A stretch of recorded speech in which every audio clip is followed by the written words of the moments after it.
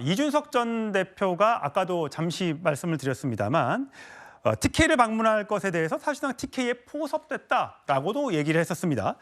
왜냐하면 결국은 이 TK나 PK 지역에 현역 의원들이 많이 있기 때문에 그중에서 일부 공천을 받지 못하는 사람들이 생기면 그 인원들이 결국은 이준석 신당으로 넘어올 것이다. 라는 데에 기대감을 갖고 있는 것 같습니다. 자, 이민찬 부대변인 보시기에는 이준석 전 대표의 그 희망이 이루어질 걸로 보십니까? 쉽지 않습니다. 한동훈 효과가 나타나기 시작하면서 이준석 신당이 TK에서 어떤 영향력을 발휘하는 건 상당히 제한적일 수밖에 없다고 저는 봅니다. TK 민심도 많이 이준석 대표에게 이반이 심각하거든요. 지금 이준석 전 대표의 행동을 보면은 한동훈 비대위원장을 집중적으로 겨냥해서 공격을 하고 있습니다. 그 이유는 신당을 띄워야 되는데 소재거리가 없다 보니까 논쟁을 통해서 자신에게 이슈를 주목하고 있는 것인데요. 이준석 전 대표를 보면요. 계산이 빠른 차가운 머리에 있는데요. 뜨거운 가슴이 느껴지지가 않습니다. 언행에서 보면 왜 정치를 하고 왜 지금 신당을 하는지 그게 느껴지지가 않아요. 이게 국민들 시각에서 보면요. 이준석 전 대표 같은 경우에는 12년을 정치를 했습니다. 한동훈 비대위원장이 나이는 많지만 국민 시각에서는 이준석 전 대표가 더 오래된 과거 이미지를 갖고 있는 것입니다. 한동훈 비대위원장 같은 경우에는 미래를 상징하고 있죠. 이 두 차이가 결국에는 TK뿐만이 아니라 전국 각 지역의 총선에서도 결과로 이어질 것이라고 저는 봅니다. 예. 자, 이준석 전 대표 과거에는 윤석열 대통령을 향해 날선 반응을 보였습니다만, 자, 조금 전에 설명해 드렸던 것 중에 9일이 아니라 신년 인사의 춘천은 8일로 정정을 하겠습니다. 자, 이준석 전 대표 지금은 한동훈 비상대책위원장을 경쟁자로 보고 있는 것 같습니다. 화면으로 만나보시죠. 한동훈 장관과 저는 이제 경쟁자의 관계로 들어섰다, 저는 이렇게 생각합니다. 총선 전 재결합 시나리오라는 것은 제가 부정하고 시작하겠다라는 말씀을 드리겠습니다. 저에게 서태지와 아이들은 옛날에 상계동 웅곡초등학교 앞에서 불법적으로 만든 책받침을 나눠준 아저씨들이 있었어요. 네. 뒷면에는 서태지와 아이들 노래 가사와 네. 앞에는 서태지와 아이들 사진 정도가 있는 그 책받침을 나눠봤대. 제가 초등학교 1학년 때고요. 네. 세대가 완전 달라요. 자, 장 변호사님. 네. 장 변호사님은 어떤 세대인지 모르겠습니다만 서로 아까 어제도 전에 말씀드렸지만 73년생의 한동훈, 85년생 띠동갑, 소띠 띠동갑의 이준석 전 대표.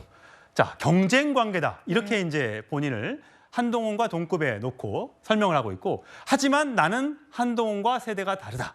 서태지는 초 1학년 때 책받침했는데 당시 아마 한동훈 장관은 고등학생이거나 대학생이었을 것이다. 라고 얘기를 하고 있습니다.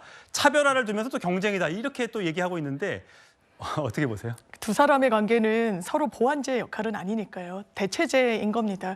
누가 대선 국면에서 더 부각될 것인지 경쟁 구도는 이미 만들어진 측면이 있고요. 사실 이준석 전 대표 이미 정치권에 발들인 지 10년이 훌쩍 넘었다고 하더라도 젊죠. 그리고 정치 어떤 공학적으로도 뛰어나다는 평가는 부인할 수 없어 보입니다. 저는 이준석 전 대표가 한동훈 전 장관 비대위원장에 대해서 평가할 때 이 서태지와 아이들의 노래 가사를 본인의 첫 취임 일성에 차용했다는 거 아니겠습니까? 예. 그러면서 그 부분과 관련해서 그렇다면 서태지와 아이들에 대한 뭔가 문화적인 정서를 공유하고 있는 세대, 이른바 40대 이후 세대인데 한동훈 장관이 과연 40대 이후 세대에 대해서 소구력을 갖고 있는 정치 행보를 하고 있는지 저는 물음표가 많이 쳐집니다. 지금 중도 확장을 굉장히 해야 되는 와중에도 불구하고 민주당에 대한 혐오 감추지 않습니다. 김건희 여사에 대한 특검 본인이 악법이라고 규정하고 있습니다. 저는 그런 어떤 정치적 스탠스로는 어떤 취임으로 서태지와 아이들을 소환하고 모비딕을 인용하고 정치적 말에 상찬을 한다라고 해서 국민들이 눈길을 돌릴 거라고 생각하지 않습니다. 결국에는 전공법으로 국민들의 눈높이에 맞는 정치를 해야 되는 것인데 모르겠습니다. 이게 눈속임일지 아니면 지금 메이크업일지 앞으로의 행보에 상당히 많은 주목이 될 수밖에 없을 텐데 지금까지의 보여줬던 정치적인 어떤 능력치는 상당히 좀 실망스러운 건 사실인 것 같습니다. 네, 이준석 전 대표 본인이 내가 보수의 적자다. 앞으로 내가 차기 주자가 될 것이다. 아마 이렇게 생각하고 있는 것 같습니다. 하지만 민주당을 향해서 날선 반응을 보이기보다는 국민의힘을 향해서 윤석열 대통령을 향해서 또 이제는 한동훈 비대위원장을 향해서 아마 관련 발언들을 많이 내놓을 것 같은데, 자, 과거에 아까 언급했었던 삼국지 정치 발언과 관련해 이준석 전 대표 과거에 이렇게 얘기했었습니다. 만약에 윤석열 총장이 우리 당에 들어와서 같이 활동한다면은 제가 윤석열 총장 쪽에다가 비단 주머니 3개를 드리겠습니다. 제가 옛날에 삼성간호라는 표현도 썼지만요. 네. 삼국지 보면 그래요. 여포가 제일 빨리 왔다 갔다 하거든요.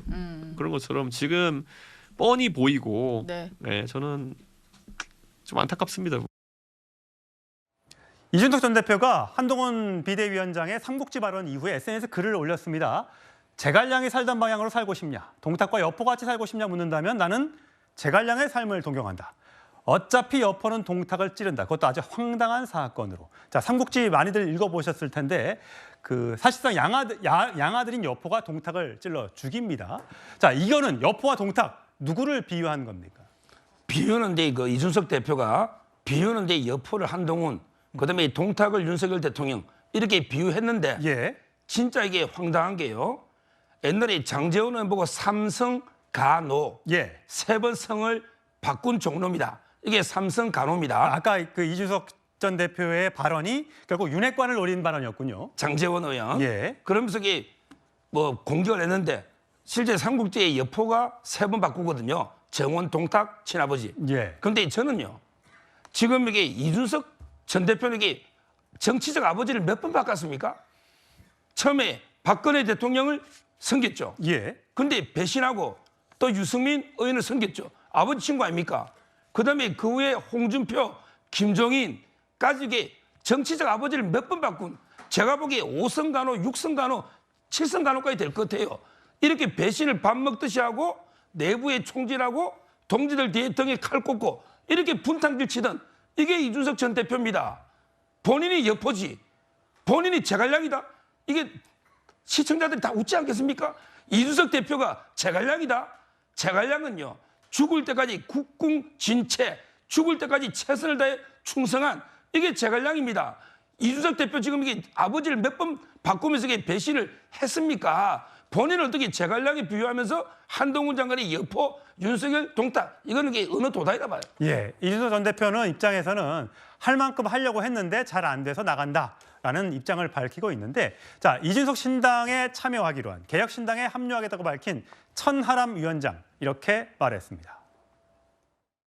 궁중암투는 오히려 약간 뒤에서 윤리위 움직여가지고 이준석 전 대표 쫓아내고 김기현 전 대표 압박해가지고 물러나게끔 하고 이런 게 궁중암투 아닙니까? 공개된 형태의 논쟁이나 어떤 논박이라고 하는 것이 물밑에서 권력을 이용해서 그런 식으로 이제 사람들을 물먹이고 뭐 억지로 쫓아내고 하는 형태의 정치보다는 훨씬 건강한 것이 아닌가. 네, 현재 이준석 신당, 개혁신당에 참여할 것으로 보이는 4인방 천하용인 중에 3명 정도로 추정이 됩니다. 이기인 도의원, 경기도의원 탈당해서 신당 가기로 했고요. 천하람 위원장 창당 준비위원장을 맡기로 했다고 합니다. 이준석 신당을 합류를 공식화했고 허은하 의원은 다음 주쯤에 거취를 표명할 걸로 보이고요. 반면에 김용태 전 국민의힘 최고위원은 국민의힘 잔류를 선언한 상태입니다. 과연 이준석 신당으로 얼마나 많은 인원들이 옮겨갈 수 있을지, 그 파괴는 얼마나 될지 시시각각 지나가고 나면 아마 밝혀질 걸로 보입니다.